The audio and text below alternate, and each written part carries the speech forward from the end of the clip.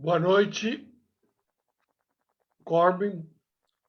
Boa noite a todos que estão. Boa noite a todos que estão conosco aqui na sala. É muito prazer tê-los como convidados. Boa noite a todos que estão nos assistindo através do YouTube, com tradução simultânea, e àqueles que estão no Facebook sem tradução simultânea. Aqueles que estiverem no Facebook e que quiserem precisar de tradução simultânea, solicito que mudem para o YouTube. Agradeço também a todos que estão no Instagram.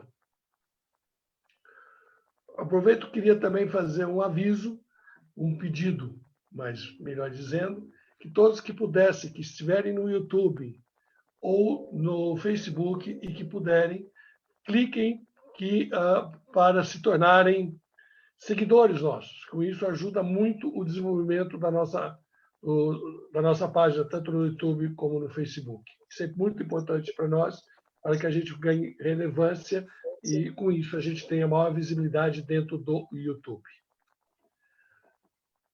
É um prazer enorme hoje que a gente tem de novo conosco Corbin Ball. Ele já esteve no Fórum Eventos em 2013, foi um enorme sucesso e ele vem fazendo esse mesmo sucesso no mundo inteiro. Corbin Ball é um palestrante internacional, consultor e escritor, ajudando clientes em todo o mundo a usar a tecnologia para economizar tempo e melhorar a produtividade. Após 18 anos realizando reuniões internacionais de tecnologia em todo o mundo, Corbin fez uma transição em 97 para se tornar esse palestrante renomado que conhecemos hoje, com capacidade de tornar assuntos complexos em compreensíveis e divertidos. E vocês vão poder conferir isso hoje. Corbin participou em 2018 do Salão de Líderes da Abbott Council. Também podemos conhecer Conselho Internacional de Congressos, CIC, uma das siglas que a gente é conhecido. O de maior prestígio na indústria de reuniões, convenções, exposições e eventos. Corbin foi nomeado por vários anos uma das 25 pessoas mais influentes na indústria de eventos, sendo pela revista Successful Meeting e Meeting News. Não é isso, por isso a gente está trazendo eles aqui para você. Ele foi eleito um dos 25 maiores do mundo nos vários segmentos da indústria, mas ele é o maior do mundo na tecnologia para eventos. E eu tenho um prazer enorme de passar a palavra nesse momento para Corbin Ball, que mais uma vez dará um show aqui para nós. Obrigado, com a palavra Corbin Ball. Thank you, Sergio. Good evening, everyone. It's a pleasure to join you. I will start my screen sharing right now, and we'll begin with the presentation.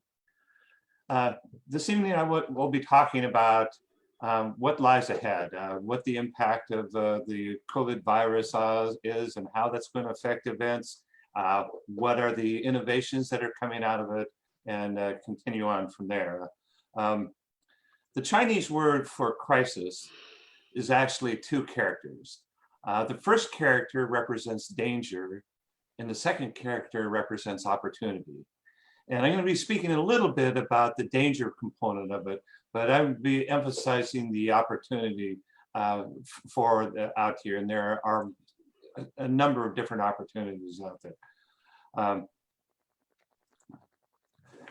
First of all, I think let's talk about the downside a little bit. I believe that there will be a fairly slow recovery for face-to-face meetings for two reasons. One is simply the fear of contagion, that until there is an effective treatment or a vaccine, there's a percentage of people that will not travel to events out of fear of catching the virus themselves or passing it on to their parents or grandparents. But then the second component is the downturn in the economy. We will be facing a global recession or depression for some time. And that's affecting the airlines. The president of Boeing yesterday felt that he said that one of the major 5 airlines in the United States will fold with this. There have been already several regional airlines that have already declared bankruptcy. The hotels have low occupancy. There's a number of things that are happening with that. And one of the key things in that is that one of the first things that is cut back in down economic times is travel expenditures for businesses. And so there will be fewer people coming to events because they just don't have the money to do that. And we see this, major corporations, Facebook and Microsoft, both have announced that there's be no face-to-face events over 50 people until the middle of next year. But this is one of the most telling ones, I think, here is that this PCMA survey just came out. In fact, 2 days ago. It was taken last week, but it was just published 2 days ago. And they asked meeting planners, 935 meeting planners, how far from home would they plan to travel on a business event? And 28% said they would not travel at all. 20%, or nearly half, 48% total, 20% would go within a 4-hour drive, but 48%, half of them nearly, are not flying to any event. And there's only less than 31%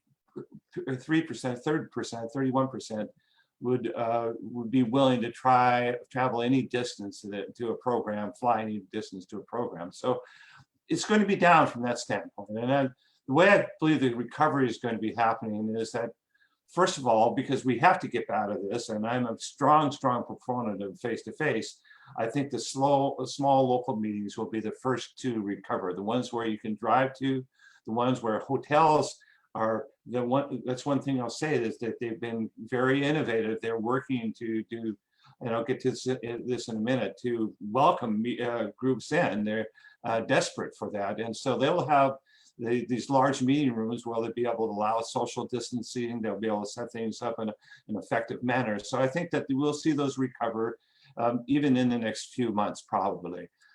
But these large events, and this was IMEX America this last September. These larger events, and this is the largest meeting on the event industry meeting in all of the Americas. Events like this, where people are standing shoulder to shoulder, will not be happening in the foreseeable future until we get some substantial treatments on it. They may happen, but they're going to be a very different look to them with fewer people, more social distancing. Another example, the Mayor Garcetti of Los Angeles, the mayor of Los Angeles, the second largest city in all the United States, said that there will be no concerts, no large events, at least until 2021, none this year. So things are on hold for these big, especially international events with that. But on the plus side, on the opportunity side with it, there is a lot of innovation that is occurring here. When I mentioned the hotels, they are going through substantial ways of figuring out how to cope with this new normal with that. In fact, they are working on ways for cleaning. People will be wearing masks. They're changing the surfaces of the hotels, of the furniture. They're distancing people out. The buffet meals will probably not be available in the future. They are practicing social distancing with this, that people will, for registration, it'll be contactless registration, contactless key entry with this. And so they're working on ways, and they are making, the major hotel corporations are making big strides in advancing that. But where I see the real interesting component of it is the digital meeting innovation. And there are new ideas. There are dozens, if not hundreds, of event tech companies that are pivoting to provide digital web services, digital meeting services. And I like the word digital meeting rather than virtual meeting, because they are still real meetings. It's just that they're in a remote fashion. And we're all used to Zoom. I mean, this is one of the things where we're seeing lots of innovation happening with this. Zoom went from, it's an explosive growth. At the start of this year, there were 10 million users. now there are more than 340 million users, more than all the people in the United States alone. So it's an international one where people are using breakouts.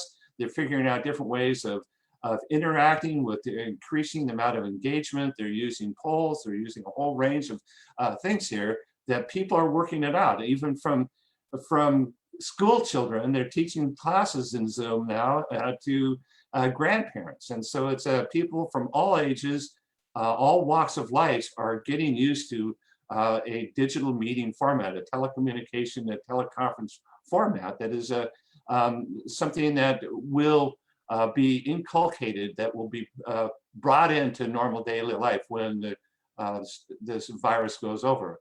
And not to be outdone, Google Meet just announced 2 days ago that they are going to provide free meeting services up to 100 people simultaneously. And now, Google Meet used to be Google Hangout last December, and they decided at that time they're going to change it over, not give it away for free, and then change it to Google Meet for commercial purposes. Well, they have decided with this explosive growth of Zoom, I think the reason that now they're offering this premium, fairly secured meeting services for free for up to 100 people. You can buy up for greater capabilities with that, but that's a substantial one. And then just today, in fact, Facebook Rooms just announced today. They announced it last month, but just today they have gone live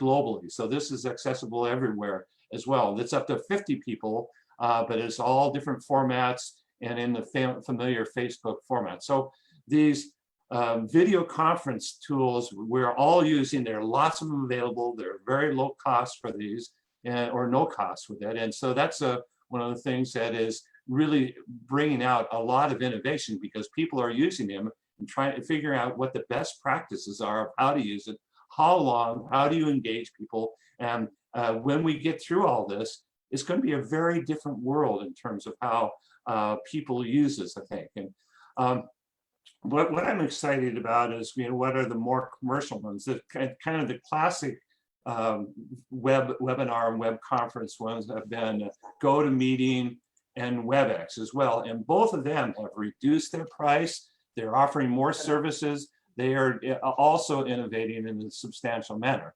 But getting away from the publicly available ones, where I think things are happening in an interesting way are the ones that are virtual meeting formats that are designed specifically for events. And I'll just give you some ideas with this. First of all, I should say I'm an independent third-party analyst. I've never made a cent of sale on any event technology product.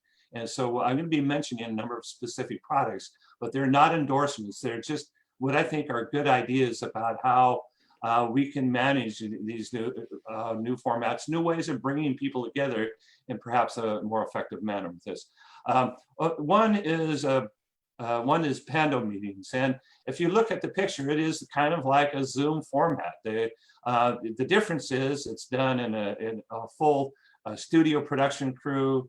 There's a live moderator, a professional moderator that handles it. There are a lot of engagement technologies that are built into it. Of course, it's a fairly significant cost for this, about $40,000 a studio day to do that for 10-hour days. But if you want a highly secure, highly interactive one, this is potentially an option for it. Another one is hopin.to. And this one, they are really trying to replicate the event format online. And they have event receptions, you have a live event stage, the main stage that people can come through. You have an event networking, I'll get back to that in a section, but you have space for breakout sessions, for exhibit booths, for event registration. But the one I think is kind of interesting is the networking component of it. And if in this case, you have the ability for, one of the challenges with digital events is the interactivity capability of it, people to interact. And this one has the capability to do a lot of one-on-one interviews, appointments setting. They have a range of things. This one is set up for business speed networking essentially with this, and there are a lot of opportunities in this that replicate the face of a real or face-to-face meeting. Another one along that line is conference scheduling solution, and this company has been around for large trade shows for some time, but they have recently just gone to virtual meeting format as well. They will set up schedules, pre-appointment scheduling. They have a hosted buyer program. There's a recommendation engine, artificial intelligence recommendation engine that allows people to helps people match up, find people of like interest, and allows this opportunity for people to interact, to talk with each other in a one-to-one format. Another one is meeting play as well. The virtual events made lifelike, and so they too are trying to have a range of services with the live chat, live Q&A, note-taking, a whole range of other ones as well. One event that happened, really started this week, was planetimex.com, and it's from the makers of IMEX. This March meeting was canceled in IMEX Frankfurt. I don't know what's going to be the fate of the one that's happening in September, but they have gone to a significant online format to provide content. And I'm going to work over to, this is an example of what they're providing for that. Actually, I should go back to this one first, but it's if you go to Planet IMEX, you'll see a page. You'll see the page that I will show next. But they had a conference this last Monday, which will be recurring ones providing this. But the opening page for this conference, you have the sponsorship capabilities right here. You have songs and plays, ways to do this, but you have the full agenda. I'll get to that in a second. But if you click the Planet IMEX, which is available right now, this is what you see. And so let's give you an idea of what is coming through with this. You have 3 different islands with this. You have the education island, which I'll go over. And this is a place that you can go into, register for education conferences here with this. And so as this comes through, for example, this is where you will be able, they'll have future ones. In fact, if I click on this, you'll see this live event that happened last, the 11th, but there are some that are coming up, a place to check for that. There's other detail as you go around this kind of third world, second life type of environment where you can get talking points. You can go on to the community island, where there are a variety of information sources that are available with this. And so, and then just opened up the networking island as well, where it's an interesting, fun way to explore with that. But but let's go to the agenda here, how they presented this fairly large conference, quite a large conference, in fact, and it's as you click on that, you get a welcome message from Ray Bloom and his daughter, Karina Bauer. Ray was the inventor of IMEX. He was the creator of IMEX, but he's also the creator of EIBTM, which is now IBTM. And he's thought to be, or is thought as really the inventor of the hosted buyer program. He started that many years ago at EIBTM.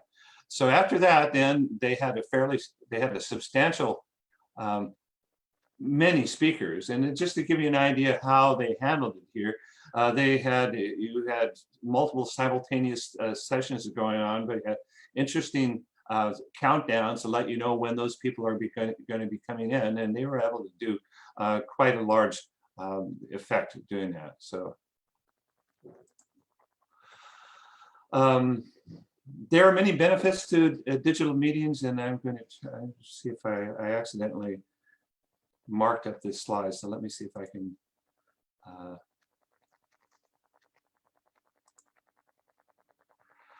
Anyway, there are many benefits to digital meetings. And one of the things that, first of all, I'd like to say that I'm a huge proponent of face-to-face meetings. I can't wait till we get all through this and we'll get back to a new normal, but it'll be a normal where we can meet again face-to-face.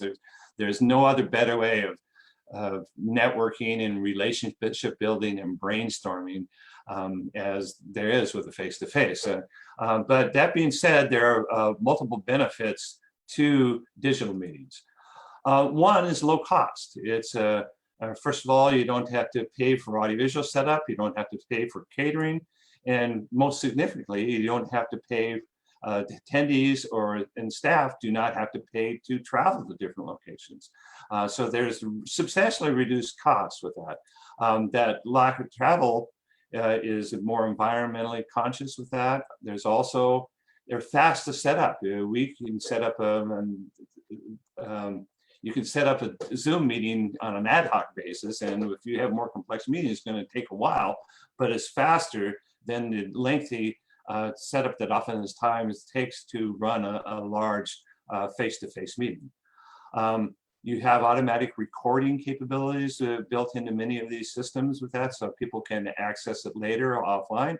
And this is one of the things that people are finding is that in some cases, you can have substantially increased in attendance when you open it up to the world. One example was a Salesforce conference that was scheduled this March in Sydney. They planned to be a face-to-face meeting with 10,000 people expected. 10 business days before the event, they decided to go virtual. And when they went virtual, they had 1.5 million viewers and 80,000 people were actively engaged.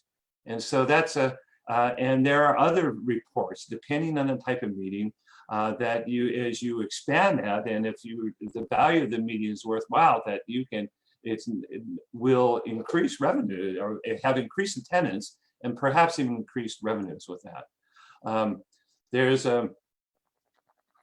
And then the other thing that is a significant component of it are the metrics of that, is that there is that online meetings, digital meetings are very good at tracking the attendees' behavior with that. And so with many of these systems, every vote, every comment, every action, how long people are online, where the systems that they went, the comments they made with this can all be tracked, which then can be used to improve that meeting or future meetings, but to also more personalize future announcements for it as well. So as it is a digital tool, the digital metrics make it much easier as well.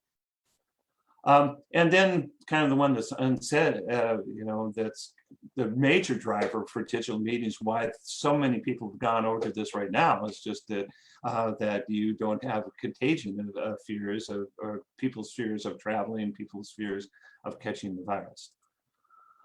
So I think when it gets all over, when this pandemic passes, I think digital meetings will retain a substantially larger market share after the virus, that people have gotten used to it. They'll work out many best practices.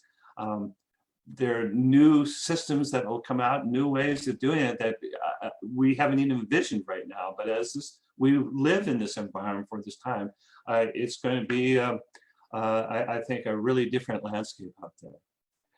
And then also the last topic I want to talk about is that the need for hybrid meetings. And in fact, I think what's going to happen is that the way to ease back into this for these small meetings where people can drive to, but for larger events, I think almost a required component for those will be some form of hybrid meeting. And a hybrid meeting is where you actually have a face-to-face meeting, but then you have people accessing it from remote ways, either remote pods, different groups in different locations, or just in front of their own computers with that. So, and I think that when people, until there is a substantial treatment, a successful treatment or a vaccine, there's going to be a percentage of people that just will not be flying to meetings. They will not be going to meetings, and they will still want to access this information. And so I think that this is going to be the route as we reopen and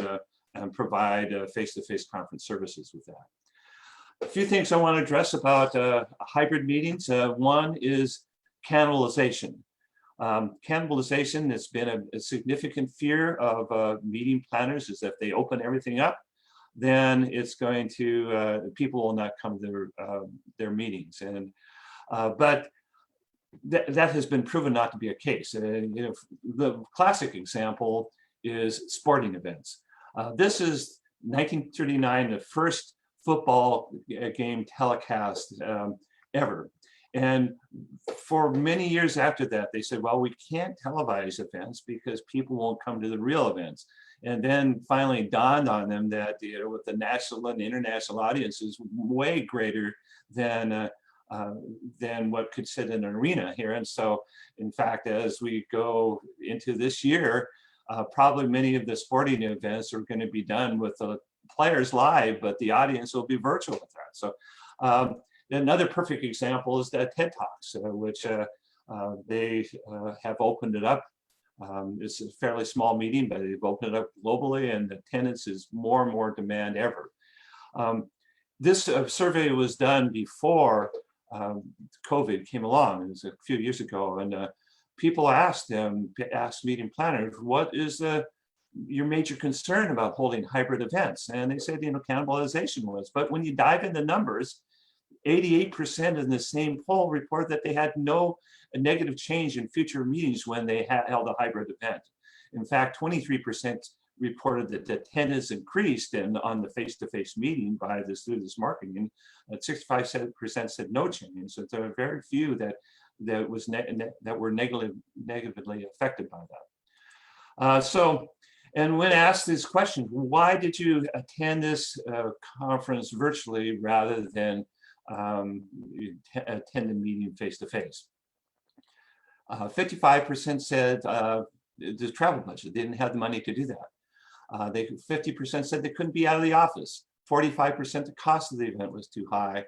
25% said there's not enough lead time, and another said I chose to watch a recording later. 20%.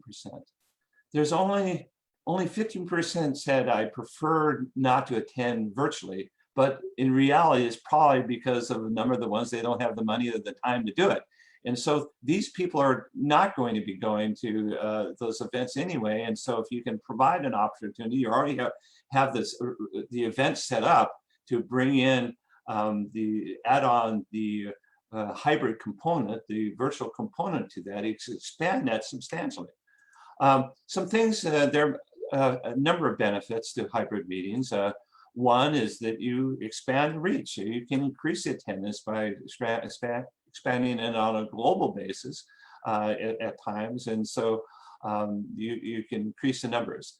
And there are times that you can improve improved ROI, return on investment, that you can either have increased revenue with this or a substantial impact to increase events at future events with that.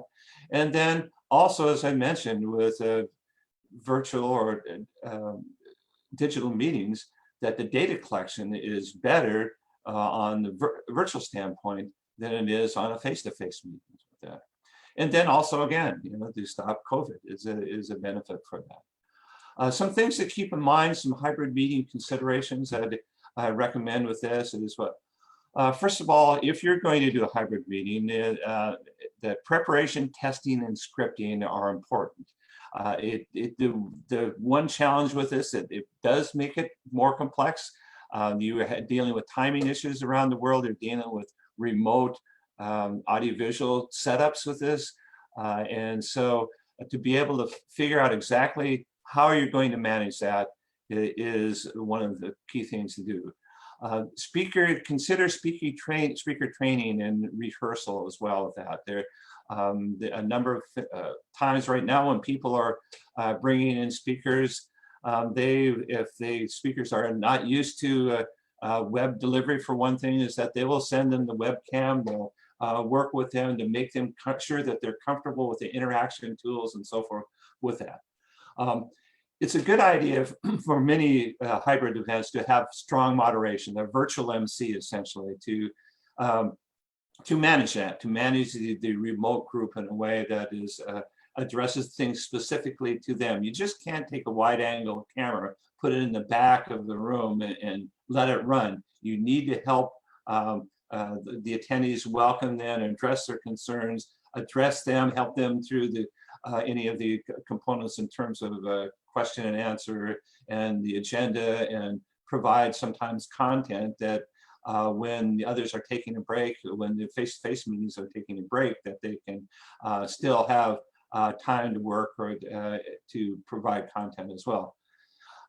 Recommend to be visually dynamic with this. And so it depends on how you do your slide builds. You can do, you have different types of setups, different rooms. Make the visuals different from room to room to room as you do that. To adding an animation when you can, adding in video, break it up. And then an important one is to gauge the online audience. And there are lots of ways of doing that, including remote polling, social Q&A, where people can send in questions, and then those same people can upvote the information so that the question with the most votes gets up to the top and gets answered the first with that. There's also, it's very important, especially when you have multiple people in multiple locations, to keep on time, to start on time, to let people know where we're going and keep to that schedule. And my recommendation is that I think you use experienced tech providers for this. It's more complex than a face-to-face from doing that, especially the remote location. Then you want somebody that's been through it, you know what the issues are, and can make that happen. I'm going to quickly pop over to just give you a few examples of ones with that. There's one company out of Belgium, but that works internationally, is Abbott Meetings. This is multi-hub meetings, and they list the benefits of standardization and cost saving and less travel, more locations, bigger reach, and so forth. But they provide interesting packages, and this is an example here where you have and what they've done is they've essentially made these remote locations that people travel to, one person or two technicians, depending on the size of the event. Everything's in standardized packages. They use the same type of equipment in each one, and so it just runs fairly smoothly. They have satellite packages up to 20 people, or a classroom package up to 40, and a conference package up to 80. With this, you have another company is Digitel, that's used to international live streaming for hybrid events with this, and they have this company has been around for 30 years and has very extensive experience with this. Another one is Jack Morton, who I know does business in Brazil with a whole range of ones. It's an experiential event company, branding event company, and so they do this. But I am sure that in Brazil that there are experienced hybrid meetings companies as well. I would look to larger audiovisual companies and as a start for that. So we will be adjusting to this new normal. Things will be different after we get through COVID, and there are a lot of opportunities. There are challenges that we'll have with this, but at this point, I do have two closing slides. But at this point, before we go to the closing slides, I will go into see if there are any questions, and I'll stop the screen sharing for right now, and I'll plan on going back in for my last two slides.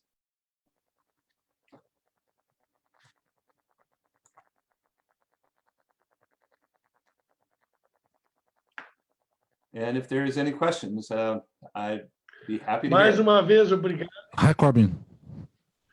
Mais uma vez, muito obrigado. Aqueles que quiserem fazer pergunta, vamos fazer uma fila aqui no bate-papo, aqui no chat. e a gente vai chamando. A gente vai intercalar as perguntas aqui da plateia com as perguntas do Facebook e as perguntas do YouTube. Gostaria, mais uma vez, de lembrar que o Facebook não está com tradução em inglês, mas o YouTube está. Então, quem estiver querendo assistir com tradução lá no Facebook, mude para o Facebook. Muda todo mundo, por favor, Robson, para a gente não ter problema de som. E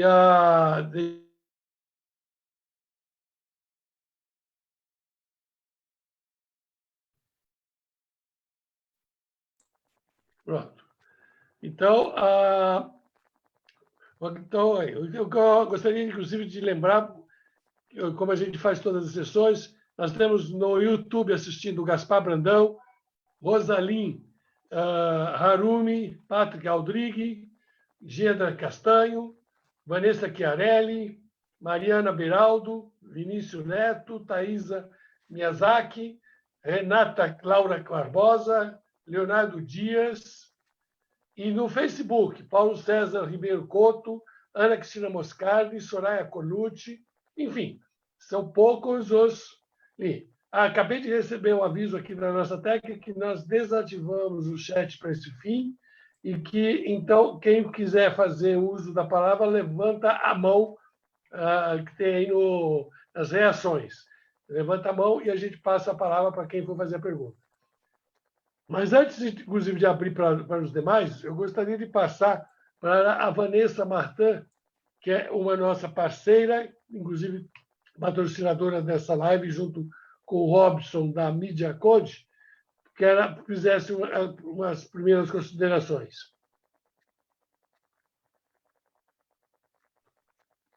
Bom, boa noite, pessoal.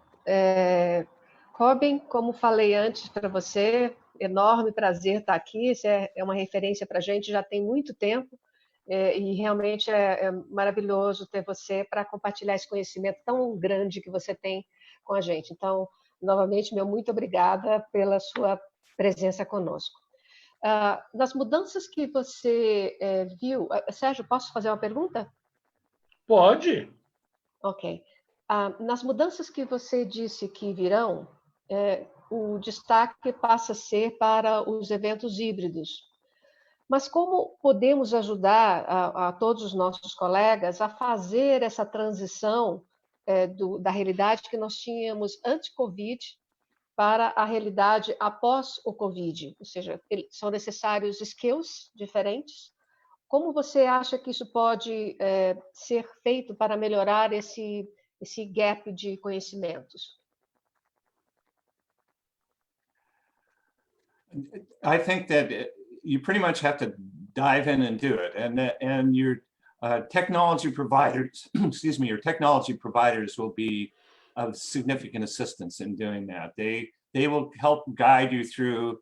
It may be a AV company or someone that specializes specifically in digital streaming of live events, and and those ones that I mentioned are US or European based, but they are international. But I think that's going to be one of the key things is, allow those technology advisors who've been through this multiple times before to help you through the pitfalls of how you can do it, because it is a more complex process. But I'm afraid that if you want to be able to attend, as people, if we go back into this, there's going to be a percentage that will be unwilling to travel that still want to have that information. And so there's a great opportunity to explore this opportunity here. But I think that's where you do it is you start with your technology providers who've been up through it before. Okay, thank you. Sergio?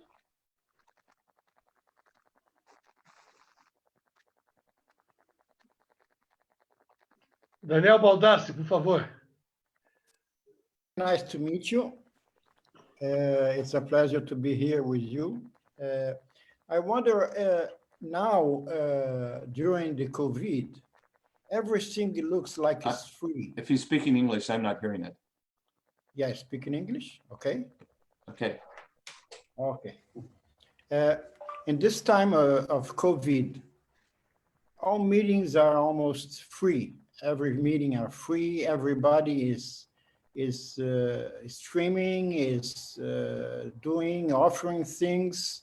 There is a big worldwide familiarization with everything. So I wonder how to move the next step to make revenue with streaming once everybody will be used to live and for free.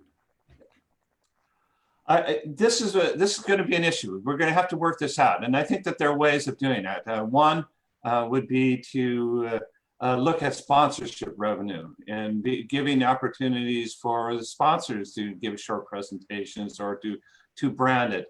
But I think that there's, depending on the event, although we have dozens and dozens, I have opportunities, a dozen opportunities for a virtual meeting on virtual events daily now. It's coming through. We're seeing these all over the place. It's really the hot topic, but and they're out pretty much available for free. I think that if you have, it depends on the topic and how important it is, but I think that people will be willing to spend if you provide them an experience that is going to be interactive, that people will have a chance to meet with individuals, that people will be able to meet with the exhibitors in different ways. These are all those things that are being worked out right now.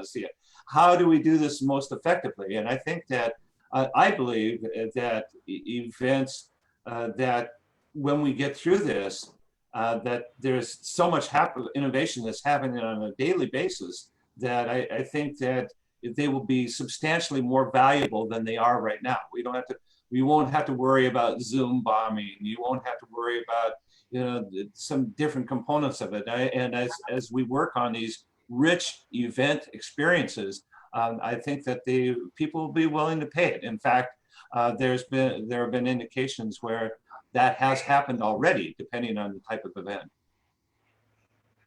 In fact, I was reading of one case where they were forced to go digital just because of COVID, and they were able to, due to the substantially larger numbers and the content which people wanted, that they were able to increase their revenue by 30%. Okay, thank you. Vou passar a palavra agora para o Silvio Vidotto. Eita, microfone bonito, hein, Silvio? Você vai cantar para nós? Não, hoje não, Sérgio, mas a gente marca, sem problema nenhum. Corbin é um grande cantor. Ok. Corbin, primeiro, queria te agradecer muito por toda a sua explanação. Eu queria fazer uma pergunta no sentido do formato dos eventos híbridos, né? Quando eu vejo aqui as considerações que você colocou no slide, que agora precisa ter e é verdade tudo isso, né? Preparação, teste, a parte do treinamento do speaker, uma moderação muito, realmente, tem que ter conhecimento para fazer isso, para ter um MC virtual, ser visualmente dinâmico. Eu vejo muita similaridade com alguns programas de televisão já, né? A televisão faz isso, né? A televisão talvez não seja tão interativa como ela deveria, mas eu acho que o pessoal de eventos tem que talvez a sua opinião a respeito de... Antes da resposta do Corbin, eu queria só talvez fazer um adendo. That's true. In fact, people... Lembrando que... I'm sorry, go ahead. Não, eu queria fazer um adendo que antes desse movimento sempre teve a televisão aberta e tem a televisão fechada pela qual nós pagamos. E as duas conviveram muito bem por muitos anos. Exato. E a televisão faz muitos modelos que seriam importantes, né, para a gente talvez se espelhar um pouco, né? Tipo, levar isso sendo uma referência. Talvez se a televisão fosse um pouco mais interativa, ela já estaria perto do ideal como sendo um grande... Eu sabia se você concorda com isso ou não, Corbin, por favor. I agree. I think people, if they get good value and if they make contacts and if exhibitors get leads through these systems here, people are going to be willing to pay for it. It's all going to depend on the quality of the event.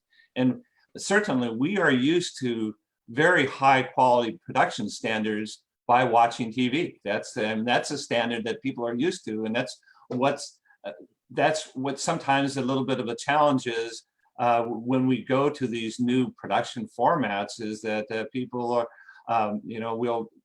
those are good examples to follow, but they are fairly high ones that do. So I think that, we will, people can do it. It's just a matter of that this is going to be a good time. We're going to be forced into it. That's what crisis, it forces people to do. It forces people to think out of the box and do things in different ways. And that's what's happening right now.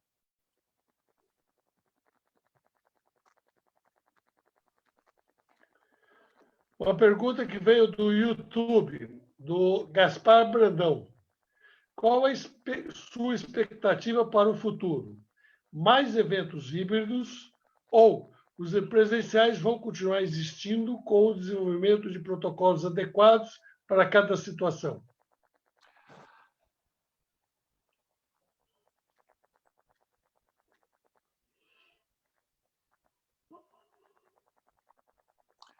Well, I think that it will be, as I mentioned in the program, it's going to be not a quick recovery. We're not turning on the meeting, the lights, and people are going back to events. It's going to be quite, the face of events will look quite different until we get a treatment or a vaccine. And so social distancing will be required, and all the sanitation and all those issues that people will be facing. It's going to be, rooms won't be as crowded. These huge conventions where people are standing shoulder to shoulder, those are not going to happen for in the foreseeable future. And then as we we roll out, it'll be the small meetings, and then eventually it's going to be these very large events will be possible if we don't have a second and third wave of these that virus come through. It's there are so many unknowns out there about what the course of the virus will take. But as we continue to cope with that, we'll have these challenges. But at the end, when we get through this, I think that the digital meetings and hybrid meetings will remain. They'll recognize, the systems will be set up, people will be used to them, there'll be many improvements coming to them, and I think that they're going to be a mainstay of not only meetings, for education, for telemedicine, and there's so many components of how this will affect people on a day-to-day basis as well. But it will change the face of events, and these two components, hybrid and other types of digital events, are going to be much more commonplace than they are right now.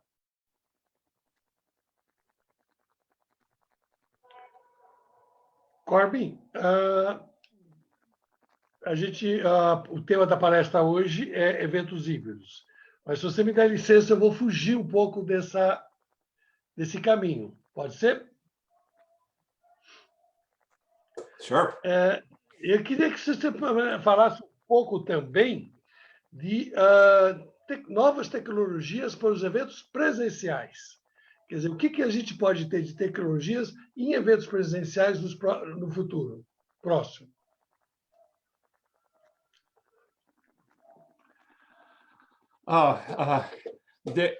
There are some, even before COVID, I've been chairing the IBTM Technology Watch for Meeting Technology Innovation for the last 17 years. And so every year I look at 70 or 80 new products from around the world. And what I can say is that innovation, event technology innovation, is alive and well. There are lots of things happening in that space.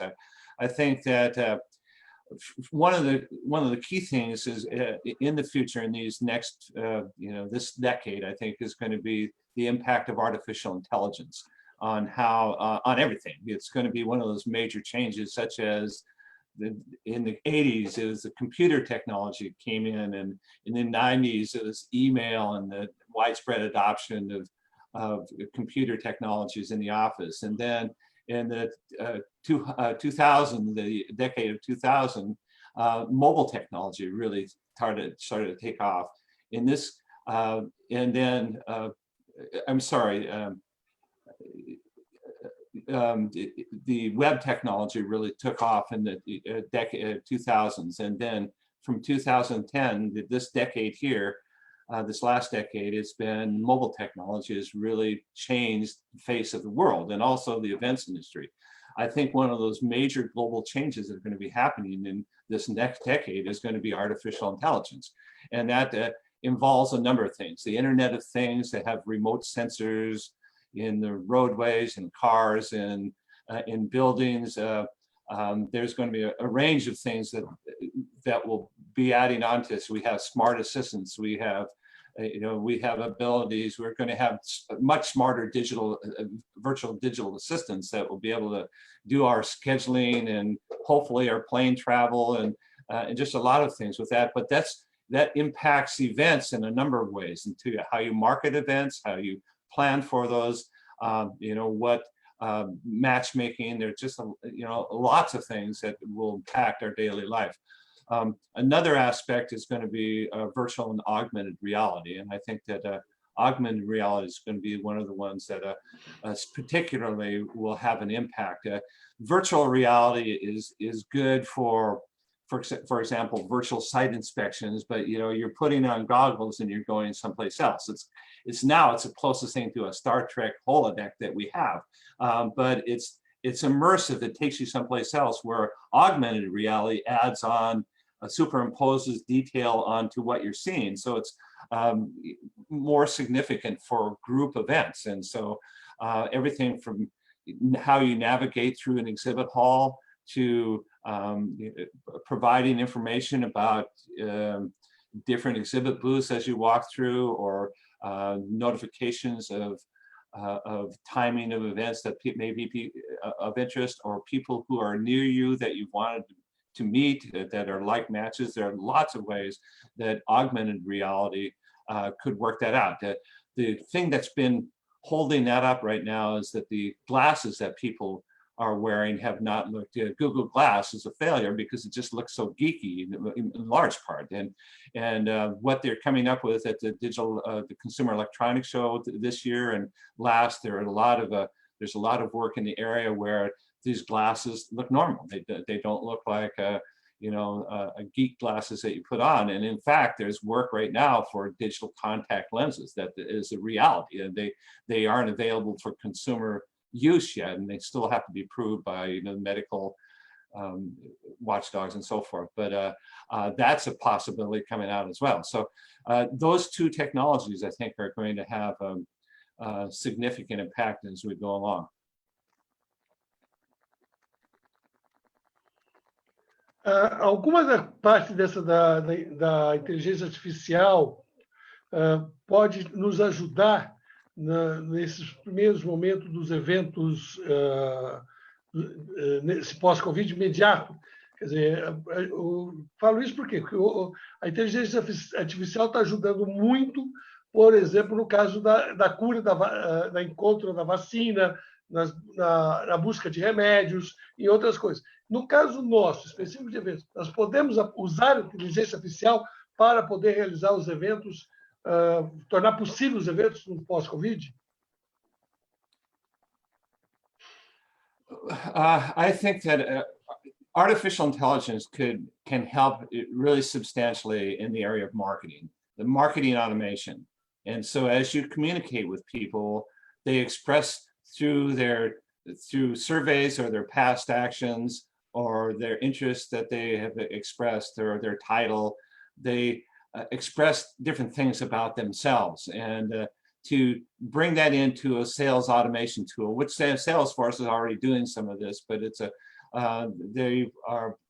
they will make it much easier to market to individuals and personalize that marketing to them for events. And so I think that that's one of the things that pops up. I don't know if nothing comes to my mind about how we can get over, how artificial intelligence is going to help us get over this, except for, the really interesting work that they're doing and trying to find cures and vaccines for this. And so it's that place it's really coming in. But in terms of how it would specifically affect events in the near term to help us get over it, I think it's really the key thing is going to be how it will help us market, and that those tools are being established and improving all the time. Obrigado, Corbin. Vou pedir para a Vanessa me ajudar aqui nesse trabalho. Tem uma pergunta aí no WhatsApp dela que ela pode passar para o Corbin, por favor.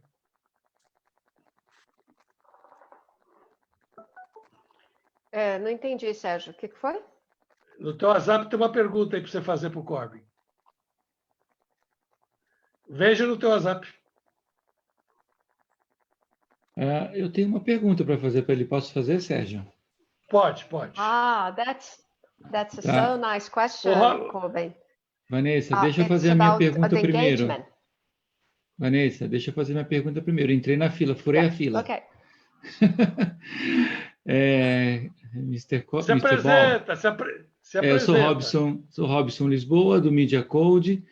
E a minha pergunta tem a ver, porque muitos profissionais da área de eventos corporativos, eles estão vendo toda essa, não somente a situação, mas de repente rola também um desespero, assim, de como é que eu me preparo, como é que eu vou dar conta de tamanha transformação e como é que eu vou conseguir continuar relevante no mercado para eu poder me embarcar nessa lógica toda virtual, digital, híbrida.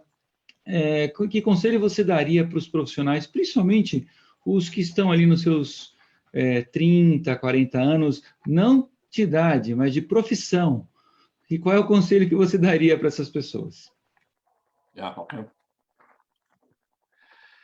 I know these are challenging times. I mean, people are. This is unprecedented. I mean, until since World War II or the Spanish flu, before that, we haven't seen such a drastic change in being sheltered in place, and this is a really major change. And there are many people. Some that I know that are living from paycheck to paycheck and wondering what's going to happen. I think for event professionals, this is a time to. The one thing is that we have,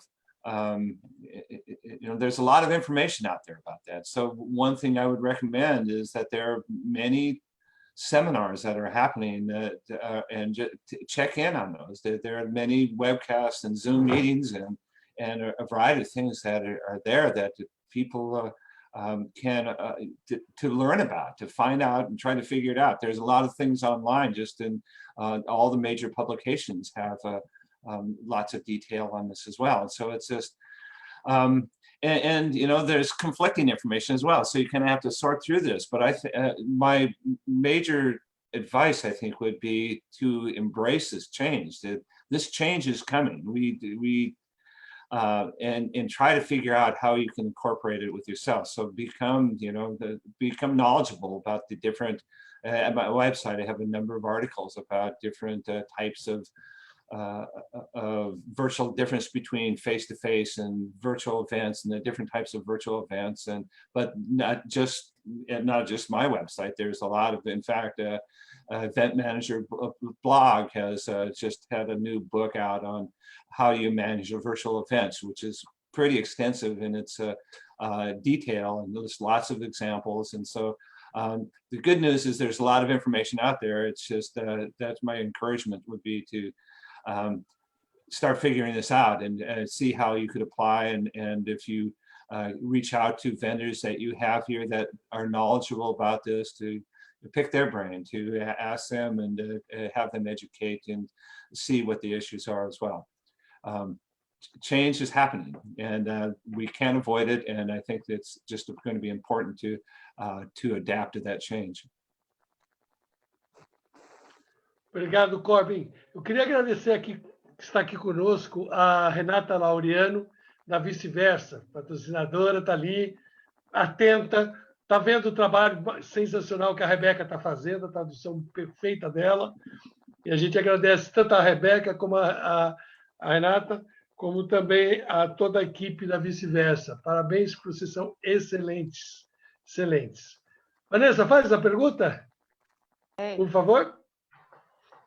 Corbin, são duas perguntas essenciais hoje aqui no mercado brasileiro, que está relacionado a engajamento, como conseguimos manter o engajamento durante os eventos virtuais e híbridos, e muitas dúvidas com relação a trade shows virtuais, ou seja, como ficariam as exposições. Então, são duas perguntas ótimas também.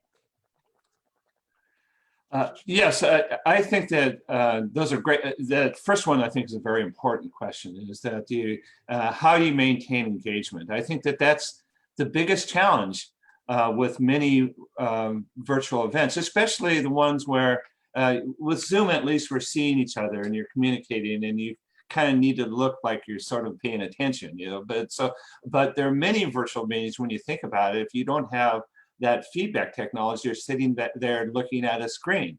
And with today's distractions at home with the dog or the kid coming in or in the office when we get back there, we have this distracted environment and our attention spans seem to get shorter and shorter. And so I think it's, this is one of the paramount planning parts of it, is figuring out how can we engage people, how can we keep them involved. And with Zoom, for example, one of the features, I don't know if you have tried very much, is the breakout rooms, and so that people can go into smaller rooms and then they discuss among themselves and bring back the information.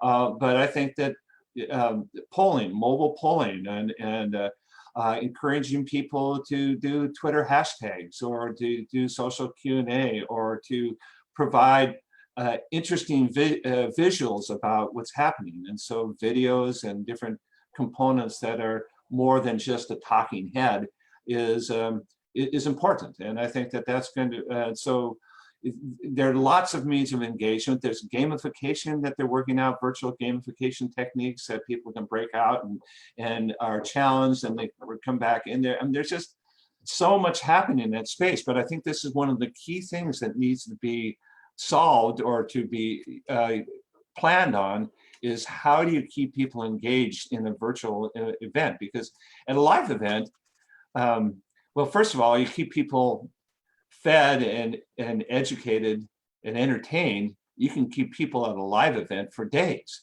And at a virtual event, when you're just sitting in front of a screen, passively sitting in front of a screen, you have a limited time, and that may be an hour, a kind of maximum, before people kind of alt tab and start answering your email or whatever in these environments.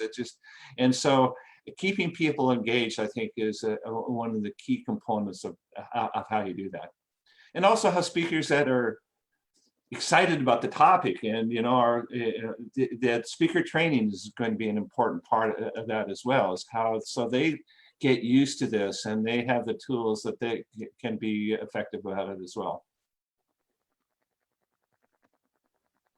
And the second component about virtual trade shows, this is a hard one. I've struggled with this one myself because I've looked at a lot of Second Life. I mean, I've looked at virtual trade shows kind of right from the start when they started doing it 20 years ago. The early versions of virtual trade shows came out, and I was one of the first. I got involved with Second Life, the avatar, and had my own avatar created. And in fact, I gave, I think, the first presentation of the events industry that I know I did on Second Life. But even back then, I had conflicts about it, because how do you the learning curve was so hard to download your avatar and figure out how to navigate. It just wasn't. And when you try to make this they morphed into virtual trade shows doing that. And in fact, there are virtual trade shows today that kind of had that model. And it's just, I've always sort of had mixed feelings about it because it was the barrier to entry was too high. It was too hard to figure out download the program and figure out how to do it. Now it's gotten substantially easier now. And in fact, I know Microsoft has been just announced that they're working on a virtual reality format that it can be even accessed if you want to access via web browser rather than the VR goggles with that. But it can take a 2D picture of your face and superimpose that on an avatar quite easily. You have the body and hand gestures. You don't have legs. People kind of float around like a ghost. But I was looking at that technology yesterday, in fact, and it looked a lot easier to use. And it might be one way to help people interact with that. But it doesn't have to be. I think that's what people. I think this is a time to think of new models as well. It doesn't have to be this kind of fake-looking avatar Second Life type of situation. I think that and it doesn't have to be. Where people just go off and Google the company they want to find out about, and that's kind of the standard way. I think that there are possibilities out there to have an effective trade show where people can bounce around, get information, to talk, a video chat with reps that they can show demos in a way, set up appointments based on artificial intelligence. I think that there are ways that are being worked out right now that a virtual trade show could be more effective than what I've seen in the past. That's what's exciting right now. We're seeing that innovation occurring. Obrigado. Muito obrigado. Essa pergunta foi feita pela Pilar Soares a partir do Facebook. Tem mais uma pergunta que eu estou passando para a Vanessa Martin fazer algumas perguntas.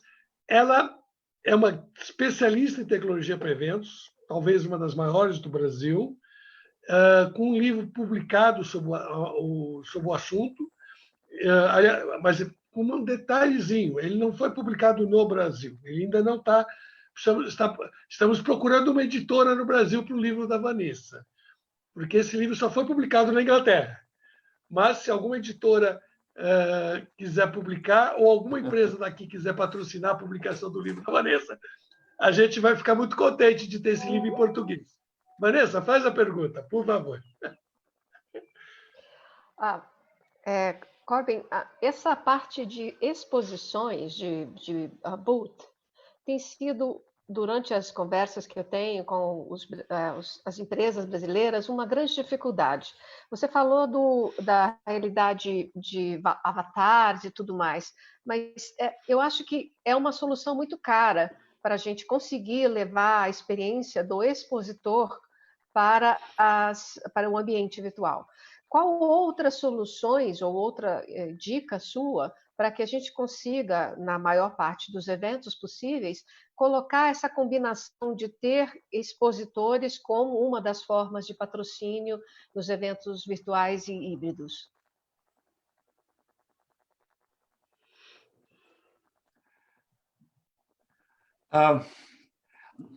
Yeah, I think it's going to be a challenge. I mean, that's one of the things I love about face-to-face is I could go into an exhibit hall and meet with 50 of the vendors that I want to talk with and catch up with. It's just so convenient, and there's the face-to-face. I mean, there's the power of that that is remarkable. I think that we're going to have to figure out until. I personally don't think that that's going to come back in its existing form for a couple of years at best. People are trying to push this, but I just don't see that we can replicate that same experience in a very easy manner. So we're going to be forced into trying to do these alternate venues. And I think with that, there are lots of ideas coming out there. One of the things that I mentioned earlier is that kind of rethinking how you can get that exhibitor visibility. And one would be through sponsorships, through short advertisings during the virtual event. There are, I think that there are a number at my website. In fact, I'll give when we close up one of the last two slides I'll give it. it's a link to my website and to my favorites file, which there are probably 200 or 250 different links on different types of virtual events, and so including virtual trade shows. I'd say maybe 200 total, but and so you can go on and explore all these different options that I've been able to find, and see, check out and see if some of those may meet your needs.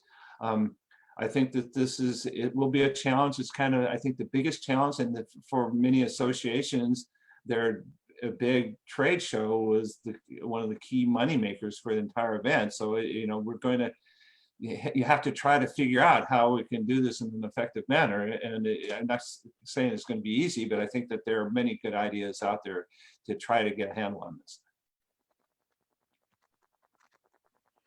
Essa pergunta foi do Jefferson Amendolara, feita através lá no YouTube, tá? Uma pergunta feita também do Facebook agora. Thaisa Miyazaki. Aquelas plataformas que você citou, mostrou na tua apresentação, elas operam globalmente? Ou seja, a gente tem acesso a elas aqui no Brasil?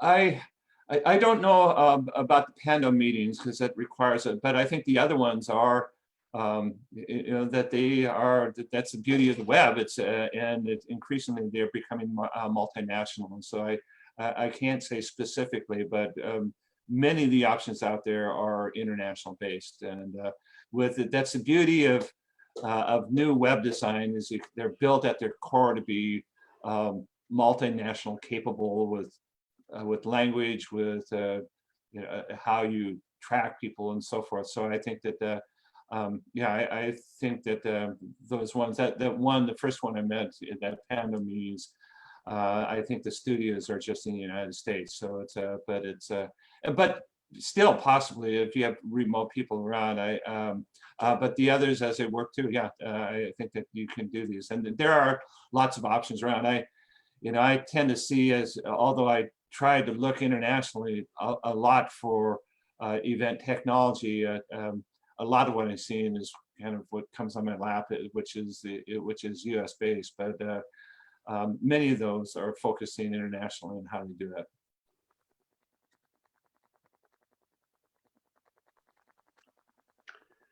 Mais alguma pergunta aqui da plateia? Hoje a nossa plateia está bem silenciosa. Vanessa.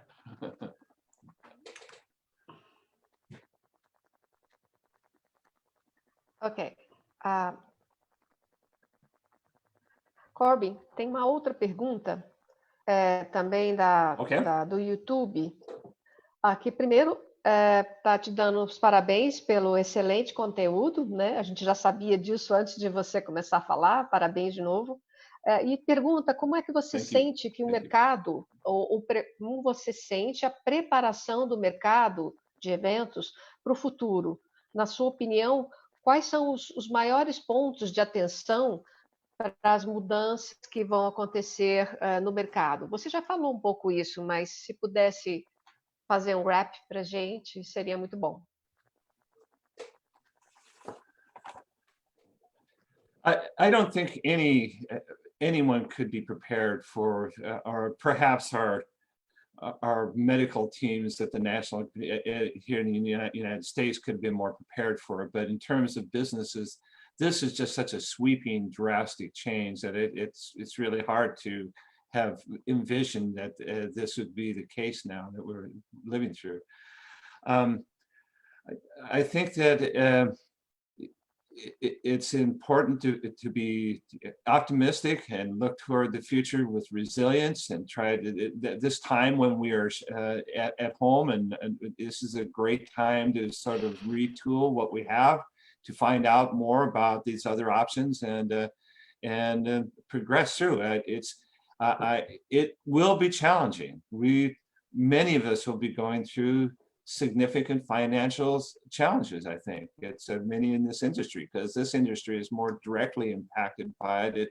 This and the hotel industry and the airline industry and travel are the ones that are just being impacted very directly with this. And I think ultimately, as you get through it, the hotels will be able to slowly recover from this quicker and prepared with that. But, you know, large events it will be a challenge. And so we will get through it and we will have large events again. But we will have to do our best to, you know, plan through it and to look for alternatives. And that's one of the things is as we build this out to becoming, as you come to virtual meetings or hybrid meetings are, you know, two of the options for the interim that I think we should all be exploring. And so those are the ones that are, you know, the near-term ones. I wish I had, you know, I wish I had a magic wand that I could say, hey, let's all go back to normal here. But it's going to be a new normal, and it'll be quite a different place than what we've grown accustomed to. Robson Lisboa, da Midia Code, que está emprestando essa sala para fazer essa live internacional. Ele tem uma pergunta.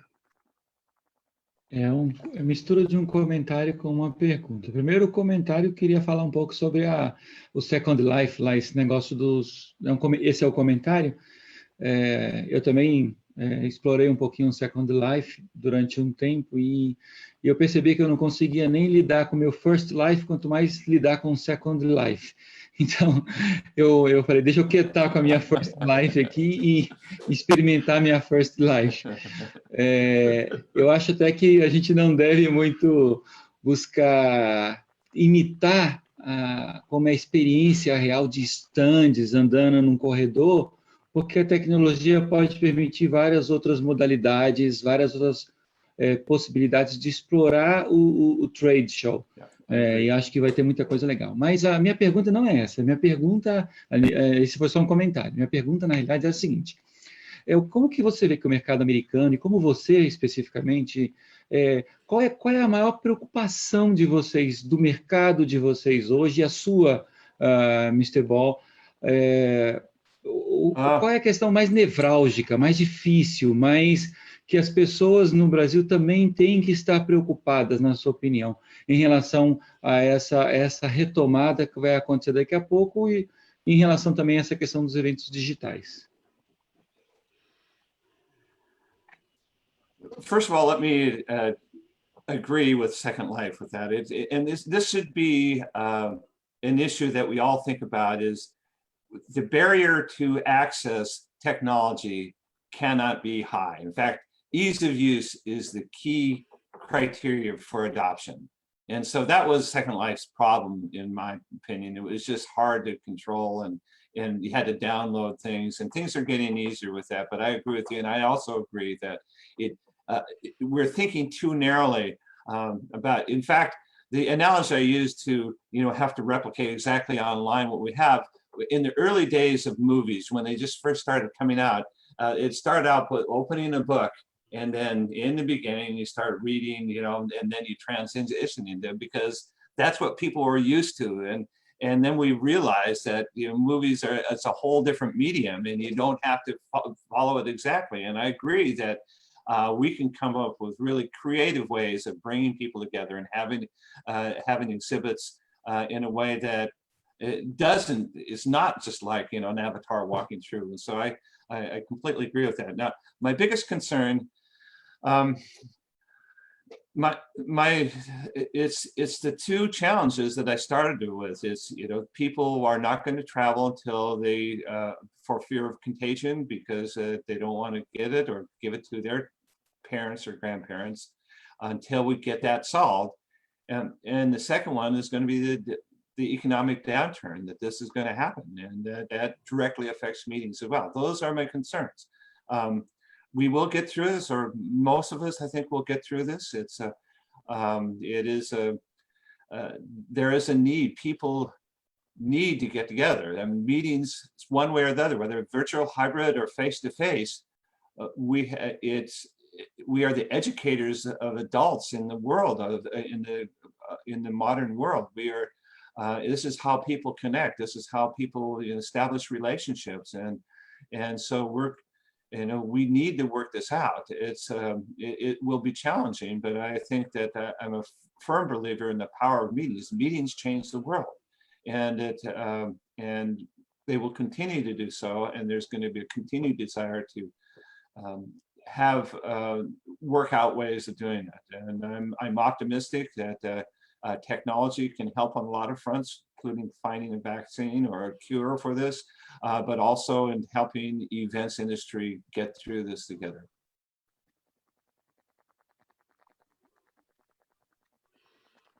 Bom, eu queria pedir desculpa para o pessoal que está lá no YouTube, porque ele está travando um pouco, não sabemos ainda por quê. O YouTube deve estar muito congestionado. Mas a gente vai disponibilizar o vídeo depois integral. Quem teve dificuldade, alguma dificuldade, tiver interesse, poderá assistir. Aliás, os vídeos de todas as lives que nós fizemos até agora, desde a primeira, estão disponíveis no YouTube gratuitamente. Uma pergunta, aliás, essa pergunta que eu vou fazer agora parece que veio meio casado com aquela que eu fiz anteriormente. Álvaro, ele está assistindo lá no YouTube. O que você pode nos falar sobre eventuais tecnologias que possam nos ajudar a garantir segurança sanitária para os eventos presenciais?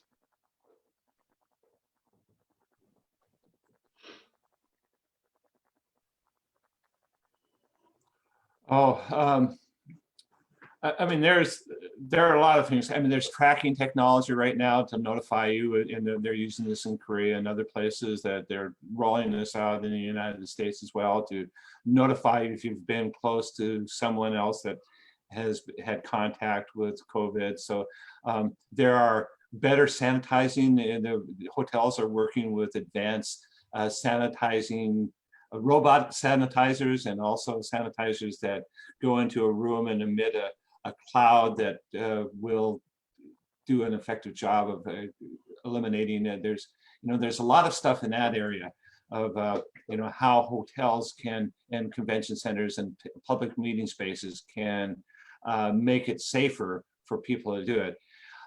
In terms of events, I think it's incorporating those guidelines as well. And so you look at many of the major event companies right now, the event technology companies, Cvent and many others.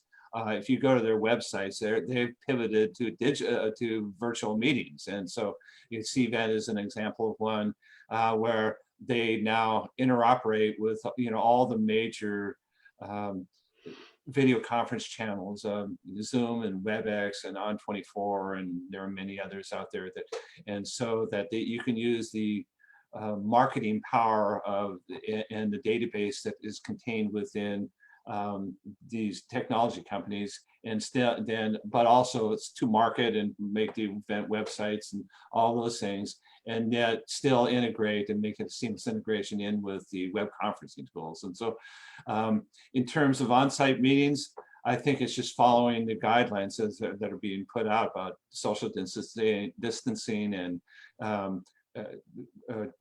decontamination of rooms and those type of things.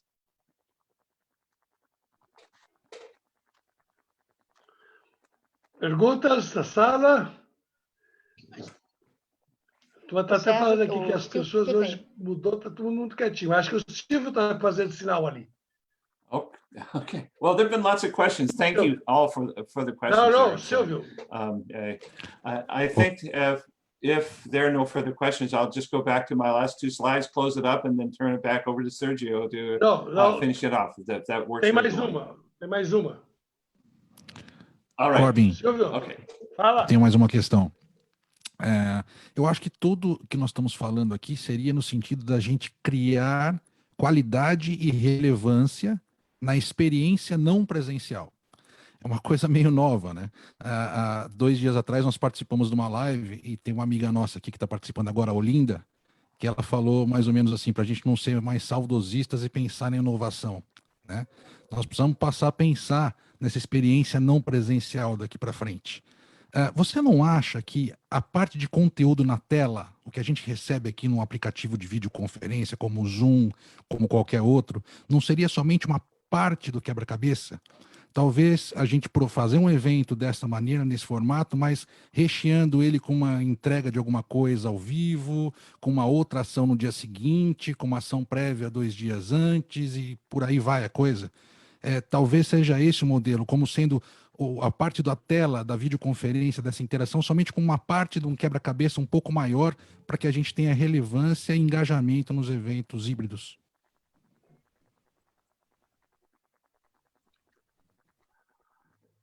I think there are lots of different options out there, and content is a very important part of it. You do need to have good content, but also how you deliver it and what is the most effective way of doing it, and what is timing is most effective, and do you run, is 90 minutes, is that too long for people talk about Zoom fatigue, and or do you break it up? You have a major conference during the day, and but you could pre-record a lot of the different sessions for the delivery, and then have people available at different time zones to be able to answer questions, for example. Or there's just, or instead break the content, have a major day of conference, and then break out part of the speakers there and just spread it out for the next 2 weeks. That you could provide additional content and additional resources and extend the life of the meeting. There are just lots and lots of depending on the type of meeting, your purpose of it, there are lots and variations on this theme. And that's what's the exciting part about right now, is that we are immersed in doing these things, and people are trying this all over. There's so many conferences just in the events industry about how we pivot to virtual meetings, that we're working these out, and it's going to be, I am looking forward to seeing all the innovation that comes out of this. O André, o Rodrigo vai fazer uma pergunta da Office Brasil. Aliás, o pai dele está logo em cima. Ô, Zé Eduardo, eu só estou conseguindo ver teus óculos para cima. Quero ver como é que está a sua barba. Arruma esse computador aí para mim ver a barba sua aí, Zé Eduardo. André, faz a pergunta, por favor. Corbin, boa noite, obrigado pela apresentação. Eu gostaria de saber como você vê o mercado dos congressos técnicos científicos nos próximos 18 meses, notadamente os congressos médicos. Aqui no Brasil, a gente ainda está no momento de adiamentos e cancelamentos, com as sociedades médicas repensando os seus modelos de eventos, principalmente porque o público é bastante sensível a essa questão de saúde e protocolo. Como que isso está acontecendo no mundo que você tem acompanhado?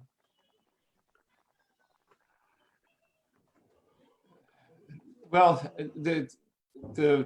a few of the things that differentiate medical conferences, and first of all, it's they need to be very secure. They need to follow a lot of the guidelines that are set up by medical societies, and sometimes that they have, they're fairly well funded as well, so that there's good sponsorship revenue and so forth. I think in the near term, it will all be virtual.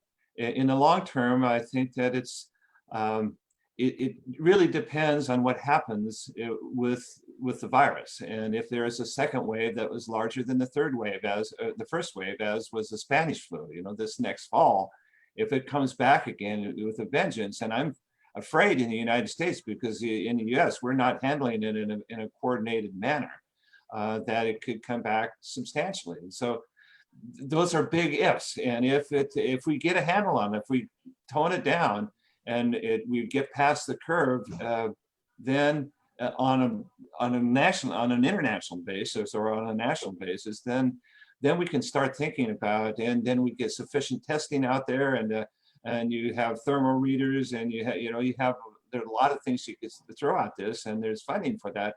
Then we can start easing back into it, and but I think even as we ease back into it, hybrid needs to stay an important part of that as people get more comfortable with that process.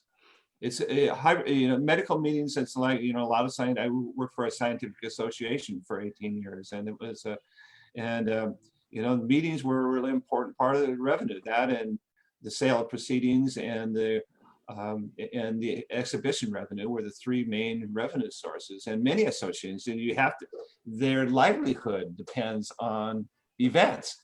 That's where they make their revenue, and you can go virtual, and probably will be able to charge for this in some ways, maybe not as much, but hopefully get a bigger audience. Hopefully, it's just there are a lot of ifs out there and one of the key ifs is depending on how soon we get over the virus, this pandemic.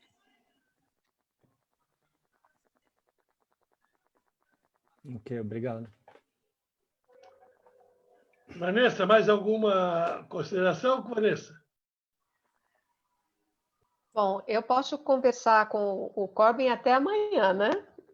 É sempre muito legal escutar, mas eu acho que a gente cobriu bastante aspectos, bacana. Novamente, muito obrigada, Corbin.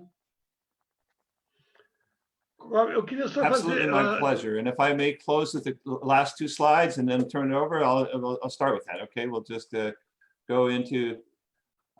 first of all, I would... Eu só queria fazer uma pergunta, mas não agora... First of all, I would like to thank you for the opportunity to... I've been in 97 countries, and Brazil was one of my favorite trips as well. It's a beautiful country, and I wish you all the best with that. It's I have a couple of resources that I spoke about. First of all, is my favorites file, which is listed there. Or you can just go to corbinball.com and search around for Corbin's tips, and that will show this. I update this. I'm about to update this again. It's about a year old, this list, but there are more than 1,500 event technology companies in 60 different categories, but about 9 of those are virtual event categories. And so there's a lot there if you're wondering, what are the options for virtual trade shows or different ones. That's a good place to go. I also have hundreds of free articles. Everything at my website is free. So as fellow event professionals, I would welcome your contact. If you feel free to email me with questions, but also to link with me on LinkedIn. I have an extensive network of event professionals there, and I welcome fellow event professionals in there. Facebook, Twitter, I'm active in all of those, and so feel free to friend me, link with me, follow me on those different categories. The one thing I request, don't spam me. I know you wouldn't, but that's the quickest way to get unfriended and unfollowed and unlinked to. But I know as professionals you wouldn't do that. So so feel free to contact me and use those resources. And I would like to end up with a quote from one of my favorite quotes on change from Charles Darwin. And he said, "It's not the strongest of the species that survived, nor the most intelligent. It's the one that's most adaptable to change." I think that's the key thing that we all need to embrace with that, is that we need to be to embrace this change and make the best of it. And as we go through this, if I can help in any way, let me know. But I wish you all the best of luck with that. And with this, I will stop sharing and turn it over to Sergio to close things up, and thank you again for the opportunity. Adorei ver o Corbin finalizar a palestra dele com uma frase que eu citei, inclusive, nos meus 2 últimos artigos, por coincidência e sintonia de pensamento. Realmente, são os adaptáveis que vão conseguir fazer sucesso.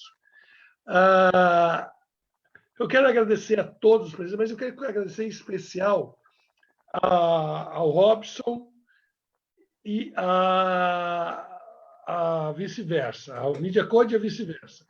Eu queria aproveitar, só para terminar, uma gotinha aqui, fazer uma pergunta, eu ia fazer até antes, para a Renata, da vice-versa. Renata, como é que você está vendo, você que deve estar passando um monte de lives, de traduções, como é que você está vendo o mercado acontecer? Ué, acho que ela saiu. Ela estava aqui até agorinha. Queria saber. Fala para mim, então, você, Robson, como é que você está sentindo o mercado? Era só para a gente ver, até a gente fazer o mesmo. Olha, assim, o que a gente tem visto e ouvido do mercado é que existe uma preocupação muito grande uma preocupação em relação à retomada, ou seja, uma ansiedade em relação à retomada, né? Então, uma ansiedade em como aprender, por isso até que eu fiz aquela pergunta para o Mr. Ball sobre qual é a maior preocupação dele, para ver se nós estávamos nos preocupando aqui. E colocado a questão da tomada vai ser mais lenta, e a crise que está vindo, essas duas coisas realmente foram muito relevantes, que o nosso mercado está nessa direção de ansioso não querendo a crise gigante que vai impactar a gente. Obrigado, Robson. Bom, queria agradecer mais uma vez a todos, queria agradecer a todos que estão lá no YouTube, mais uma vez pedindo desculpa, mas a gente já verificou e o problema não é conosco, é lá no YouTube. Queria agradecer também àqueles que estão no Instagram e no Facebook, e gostaria principalmente de agradecer ao Corbin Ball e solicitar que todos vocês ponham na sua agenda as nossas próximas lives. Segunda-feira que vem, agora, nós vamos fazer uma mesa redonda com as principais empresas de cenografia e montagem de estandes para a gente discutir como é que está o mercado de feiras no Brasil.